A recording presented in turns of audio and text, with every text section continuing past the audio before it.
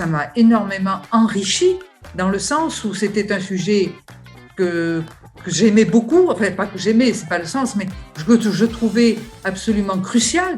Moi, j'ai été la seule femme au comité exécutif pendant 9 ans, donc si vous voulez, c'était quand même extrêmement difficile.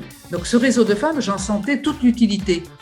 Voilà, donc, et pouvoir le faire, moi personnellement, ça m'a énormément apporté au sens où c'était, je l'ai vécu comme une entreprise, à mener à bien une entreprise. J'ai envie de dire une autre vision du métier, une autre vision de la vie professionnelle, la prise de conscience que j'avais vécu aussi des ségrégations sur le fait que j'étais femme, l'accompagnement et le partage avec d'autres personnes qui avaient vécu la même chose que moi, ça a été ces 12 ans de travail avec PWN un vrai bonheur.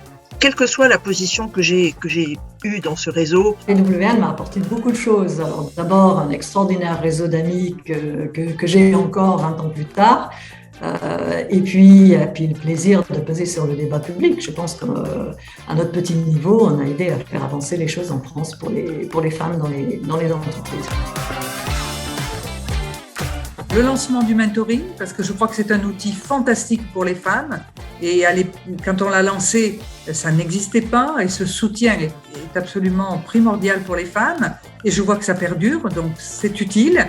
Et puis le deuxième, c'est d'avoir créé cette journée qu'on appelait à l'époque le Best-of, qui est devenu le congrès annuel, parce que je pense que c'est un grand moment de respiration, d'échange d'expériences et de partage. Celui qui m'a fait le plus rire, je vais dire.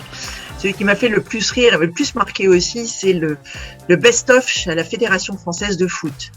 Il faut imaginer un milieu extrêmement masculin, le football quand même s'il y a des équipes de femmes aujourd'hui qui jouent très bien.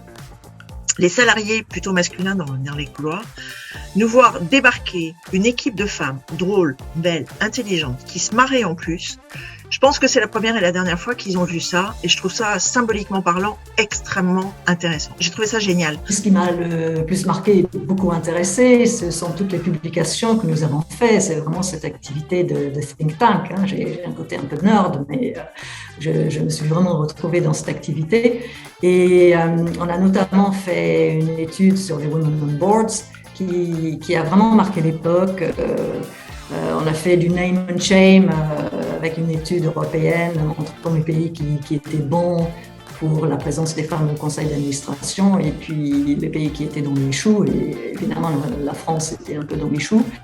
Et ça n'a pas trop plu aux entreprises, je pense. Et c'est à partir de ce moment-là que les choses ont commencé à bouger et ça aboutit aux lois que Zimmermann quelques années plus tard. Donc c'est une fierté d'avoir pesé sur ce débat-là.